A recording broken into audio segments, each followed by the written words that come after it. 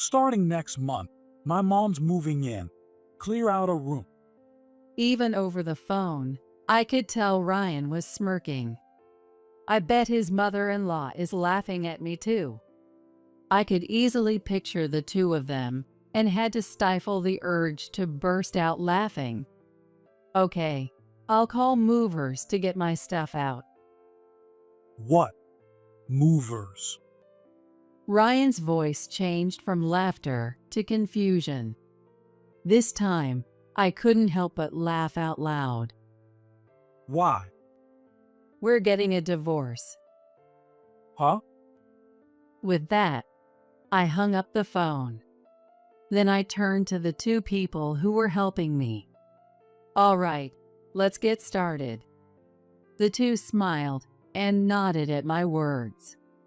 Then I moved everything out and sold the house. A few days later, I got a frantic call from Ryan. What the hell? What did you do to my house? What are you talking about? That house is mine. I'm the one paying the mortgage. If I'm not using it, of course I'm going to sell it. Oh, It seems he finally remembered. I then called Ryan and his mother, Nancy, to a diner to confront them about something. I'm Catherine Irwin, a 56-year-old part-time housewife working from home. I used to work for a company, but due to certain circumstances, I became independent and started earning a decent income. My husband, Ryan, also works, but he keeps all his earnings as pocket money and doesn't give me a cent. So, our current lifestyle is supported entirely by me. Ryan's mother, Nancy, lives alone at his family home. Nancy is a real piece of work, always. Ryan, Catherine is being. Catherine, why can't you be nicer to my mom? Nancy constantly bad-mouths me to Ryan. Ryan is completely devoted to his mother, always prioritizing her over me. To make things worse, Nancy puts on a great show for others. Because of this, around their neighborhood, I'm seen as the bad daughter-in-law who neglects her mother-in-law. Catherine, can you teach me how to make beef stew next time? Sure, I'd be happy to. My only allies are my niece, Emily, a college student, and my brother-in-law, Michael. Michael is the husband of Ryan's sister, who passed away in a car accident when Emily was little. Michael is a busy doctor, and since his parents are also deceased, I often took care of Emily, which is why she's close to me. What are Uncle Ryan and Grandma talking about? Why would anyone be nice to someone who only bad-mouths them? Emily stands up to Ryan and Nancy for me. Michael also helps by subtly keeping them at bay when he's around. Thanks to them, I can still endure being part of this family. One day, while I was working, the doorbell rang. With a sigh, I trudged to the door. Sorry to keep you waiting. You're late. Making me wait in the scorching heat. Is that your plan, to let me faint? Complaining, Nancy barged into the house. She often shows up unannounced like this. As soon as she stepped in, she plopped down on the sofa. What are you standing around for? Get me some coffee, and bring some snacks too. I feel like having something sweet today, so give me some cake. Yes, I understand. Once this starts, I can't get any work done. Nancy just sits on the couch, gives me orders, and lounges around watching TV. At first, I ignored her or talked back, but then things would start flying at me. Plus, Ryan would come home and yell at me, so it's better to just keep quiet. Of course, I could just not let her in, But if I tried to pretend I wasn't home, she'd just ring the doorbell nonstop and yell. So, to avoid bothering the neighbors, I let her in. Oh my, look at this mess. How can you not clean up as a proper wife should? Well, that's because Ryan. What she pointed at was the mess Ryan made searching for his phone before leaving for work. He left without cleaning it up, even though the phone was still plugged into the charger in the bedroom. I was just about to clean it up when Nancy arrived. Blaming Ryan for your inability to do housework. You're really a terrible wife. I'm very sorry. I bit my tongue, resisting the urge to scream, "It's your son's fault," and quickly cleaned up. Then I checked the clock. It was almost time for my online meeting. "Nancy, I'm really sorry, but I have to work now." Work? Oh, you mean that game you play? All you do is play games instead of doing housework. Nancy is old-fashioned and doesn't understand working from home. She thinks I'm just playing games on my computer. No matter how many times I deny and explain, she refuses to listen. Anyway, you need to leave today. You're so loud. Why did Ryan marry such a horrible woman? By the time I managed to get her out, the meeting was about to start. I hurried to get ready. Sorry for being late. They kindly told me not to worry. They understood the situation because Nancy had interrupted a meeting before. After the meeting, I checked around the house. Not again. All the prepared meals in the fridge were gone, and my designer handbag was missing. This always happens when Nancy comes over. It's normal for things to go missing. I'm beyond angry. I'm just exhausted and sigh in frustration. I heard from my mom. You kicked her out in this heat. I have work to do too. If that bothers you, tell her to stop coming over unannounced. My mom comes over to teach you how to be a proper wife. How can you talk like that? Ryan yelled at me as soon as he got home. I argued back, but as usual, he wouldn't listen. Stealing my stuff and food is her way of teaching me to be a good wife? My mom would never do that. Stop making things up, you infertile. Infertile. That word made me fall silent. The truth is, I'm unable to have children easily. I've always loved kids, so this fact still pains me deeply. Ryan looked down at me with a sneer and headed off to the bedroom. He used to be so much better. Ryan wasn't always like this. I don't need kids. Let's just have a happy life together. He used to say things like that to me. Thinking back, he probably said those sweet things because he didn't want to lose me. Right after I was diagnosed as infertile, his sister passed away. For Nancy, her granddaughter was the only one left, and since Michael is a doctor who sends money, she wanted to keep him close. But Nancy, who only cared about having a grandson, didn't want to take care of a granddaughter. So she couldn't let go of me, who was likely to look after Emily, and use sweet words to keep me around. Well, I didn't mind taking care of Emily, and Michael was supportive, so that part was fine. Nancy, Ryan, I appreciate Catherine's help.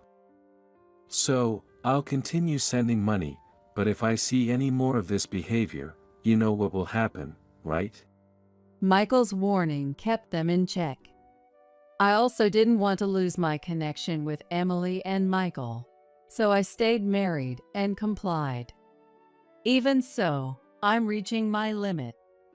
Since then, Ryan has been completely ignoring me. Living in this tense atmosphere is suffocating. What is this? Suddenly, a huge load of stuff arrived from Nancy. When I checked, it was full of clothes and household items. I immediately called Nancy, but she didn't answer at all. Catherine. Emily? As I was pondering what to do, Emily rushed in. I let her in and listened to her, out of breath. I overheard a conversation. Grandma and Uncle Ryan are planning to move in here without your permission. My mind went blank. The stress was already unbearable, and now they wanted to move in? Thanks for telling me. But how did you find out? You told me about Grandma stealing your stuff, remember? Indeed, I had vented to Emily about Nancy, mentioning my missing belongings and prepped meals. Emily had visited their house under the pretext of bringing Michael's money to search for my things. That's when she overheard Nancy on the phone. Grandma sold all the stuff she stole from you and went on a trip with Uncle Ryan. What? My things. Dad said he heard Grandma bragging loudly this morning. Emily's words prompted me to call Ryan next. As expected, he didn't answer the phone either. Catherine. What is it? Do you love Uncle Ryan? Emily asked seriously. I shook my head. Then I have a suggestion. I talked to my dad about it, and he fully supports it. Emily made a surprising suggestion, and I decided to accept it. A few hours later, Ryan called me back. Hello? Sorry, I was on a plane and had to turn off my phone. What's up? Nancy's stuff arrived. Yeah, we're going to live with my mom. It's been a while since I've heard Ryan sound this cheerful. I responded calmly. I wasn't told about this. Your opinion doesn't matter. She's moving in next month. Make space for her. I could almost hear him smirking over the phone. I imagined Nancy laughing at me too. The thought of them together made me want to laugh out loud. All right, I'll call the movers to pack up my things. What? Movers. Ryan's voice shifted from laughter to confusion. I couldn't help but laugh out loud. Why? We're getting a divorce. What? I hung up after saying that. I turned to my two allies. All right, let's get started. They smiled and nodded at me. Then I moved everything out and sold the house. After all, I was the one paying the mortgage. I'm a freelance programmer. I became independent to take care of Emily, and my clients continued to give me work, even recommending me to others, so I earn quite well. That's why I could afford to pay the $1,800 mortgage and cover the living expenses. Meanwhile, Ryan's take-home pay was only about $1,200 a month. He couldn't afford to live in that house on his income alone. Thank you for your help, Michael. I'm glad I could help. It was Michael and Emily who helped me back then. Emily said to me, If you're okay with it, why don't you come live with us? What? Move in with you and Michael? But Don't worry about it. Actually, we've been talking about taking you in for a while. taking me in? Emily and Michael were grateful to me and were angry about how Ryan and Nancy treated me. They had been looking for an opportunity to get me away from them. but won't it be a burden? No. In fact, my dad wants you to come live with us too. With Emily's earnest request, I decided to move in with them. Emily called Michael, who soon arrived with movers. I'm sorry, I must have surprised you, didn't I? No, it's fine. I appreciate your help. Of course. Let's do this together. So, I moved to Michael's house while Ryan and Nancy were on their trip. During that time, Michael was very kind to me. Catherine, you're really strong. But from now on, please rely on me too. His words made my heart flutter for the first time in a long while. A few days later, Ryan called me frantically. What the hell? What did you do to my house? What are you talking about? That house is mine. I'm the one paying the mortgage. If I'm not using it, of course I'm going to sell it. Oh, It seems he finally remembered. I then called Ryan and Nancy to a diner to confront them about something. What's going on here? Please keep your voice down. It's rude. People are watching. I chose a diner because of the public setting. Nancy, who cares about appearances, couldn't argue back in front of others. why did you sell the house? And when I looked in, most of the furniture and appliances were gone too. I bought those with my own money. I took what I needed to my new place and had the rest taken to a recycling shop. Where did you move? I'll go there too. Like I'd tell you, we're getting divorced. Ryan froze at my words. Did he think I was joking? Or did he never imagine I'd actually leave him? You can't be serious about the divorce, right? I am serious. I've had enough of you. I'm divorcing you and demanding alimony. What? I showed Ryan the evidence of the verbal abuse he had subjected me to over the years. This is just a copy. The original is with my lawyer. My lawyer assured me that this would be enough to get a substantial alimony. You won't be able to survive without me. Too bad for you. I make more than twice what you do. Next, I showed him records of my income. In fact, getting divorced would be better for me. If you agree to forego any claim on our assets, I won't ask for alimony. Can't we reconsider? I accepted you even though you're infertile. How can you even say that? You always used my infertility to shut me up. I have records of those comments too. I then pulled out the divorce papers. I had already filled out my part. Ryan stared at them, his face turning pale. You're kidding, right? And this is for Nancy. Huh? I handed Nancy a photo of her putting my designer handbag into her large bag. I had set up a camera in my room when I realized she was stealing from me. Thanks to that, I had solid evidence. Originally, I planned to use this evidence to get my stolen items back, but it seems she sold them the same day she took them. What is this? I could overlook you stealing food, but this is outright theft.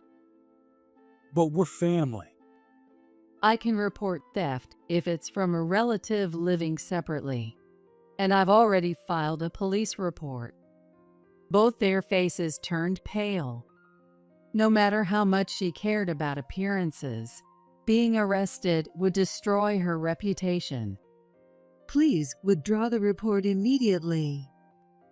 Nancy shouted. Other diners started staring, but she didn't seem to care anymore. That depends on Ryan. What? If you sign the divorce papers right now, I'll withdraw the police report. Nancy looked at Ryan, pleading. With trembling hands, he signed the papers. Good. Now, I'll be going. After confirming everything was in order, I took the bill as a final courtesy and left the diner first. Ryan, it's okay. Let's get rid of that wife. You can find a young, obedient one. Before I exited, I heard Nancy comforting Ryan. The two of them were too focused on themselves to notice, but some of their neighbors from their community were at the diner for a tea gathering. I saw them watching Ryan and Nancy suspiciously. The thought of what was ahead for those two made me smile. And so Ryan and I divorced without any issues. As promised, I didn't ask for alimony and withdrew the police report. Are you sure about this? Yes, I'd rather not give him a penny, and karma will get them both eventually. When I consulted with my lawyer, I had him investigate what Ryan had been spending his money on. It turns out he had been using his earnings for gambling. As a result, Ryan had no savings at all. Even if he returned to his family home, life would be tough for him. A while later, Ryan called me. Please help me. The first thing he said was a plea for help. Then he started rambling about his recent troubles without me even asking. Apparently, he tried to use his remaining money to pay off his gambling debts by gambling more, but it backfired. He ended up with even more debt. On top of that, Nancy caused trouble with the neighbors. The people who were at the diner had spread the word about our conversation, ruining Nancy's good reputation. Living under constant gossip, Nancy lost her temper and damaged a neighbor's property. And then my mom got arrested. Oh dear. Nancy must have always had a violent streak. With me gone, she had no outlet for her stress and finally snapped. Ryan sold the family home and moved into a cheap apartment. But with his debt and the damages Nancy caused, he couldn't afford it. Please help me. We're married, aren't we? We're not. So, I have no obligation to help you. I hung up the phone. Though the neighbors had often been a nuisance, they were useful this time. Still, I wanted nothing more to do with them. I thought that was the end of it, but Ryan wouldn't give up. Hey, I know you're in there. A while later, Ryan showed up at our house. Michael happened to be off that day, so he dealt with Ryan with me. Hey, give me back my wife. Ex-wife, you mean? Have you forgotten what you did to Catherine? Michael said, putting his arm around my shoulder. Ryan's eyes widened as I didn't pull away. Actually, the day after our divorce was finalized, Michael had confessed his feelings to me. I've always liked you, Catherine, for all you've done for us. I know it's sudden after your divorce, but I had to tell you. That's what he said. I hadn't seen Michael in that light before, so I haven't given him an answer yet. Well, seeing how reliable he's been through all this has made me feel drawn to him, to be honest. There's no place for you here. Please leave. At least restart the allowance. No way. The allowance was originally something my late wife did as a mother, so I continued it as a gesture of thanks for looking after Emily. Catherine was the one who should have received it in the first place. Dejected, Ryan left with slumped shoulders. I hope this means he'll give up. I watched him go coldly. I later heard about Ryan from mutual acquaintances. After that, the company found out about everything, and he had to quit his job. He tried to find another job, but every company turned him down. Most companies around here have worked with me and know my story, so getting a job will be tough for him. Ryan ended up getting caught by debt collectors and was reportedly being forced to work in low-paying, long-hour, and harsh working conditions. Nancy, too, was taken away and put to work doing menial tasks, although they tried to come to me before being taken away. Catherine, I think we should move far away just in case. Yes, I agree. We had moved even farther away, so they haven't been able to find us. With Emily's encouragement, Michael and I got engaged. Finally, I can call you Mom. Emily said, smiling, and I felt happy, albeit a bit embarrassed. Thank you. I've always thought of you as a daughter, so I'm glad. Yeah, you have to be there as my mom when I get married. Something else good happened, too. Chloe, dinner's ready. A cat rubbed against my leg. I'd wanted a cat for a long time, but Ryan was against it. When I mentioned it to Michael, he was all for it, and we adopted a rescue cat. Fortunately, Chloe warmed up to us quickly. Life with a warm and loving family, so different from the days with Ryan, is true happiness. This is real happiness. Michael and I got married after that. At first, we were too embarrassed to have a wedding. You have to have one. You're finally a couple, and I want to see my parents' wedding. Emily insisted. So we had a small family ceremony. Emily became independent as soon as she started her career. I'll find a partner who makes me as happy as you too. Hey, don't forget to focus on work too. Of course. Emily is aiming to become a doctor, just like her father. It'll take some time, but I'm sure she'll be an excellent doctor. Dad will be home soon. I petted the cat while looking at our wedding photos. Then I heard the front door open. I picked up the cat and went to greet Michael. Welcome home. I'm home. Michael smiled warmly as I greeted him with the cat.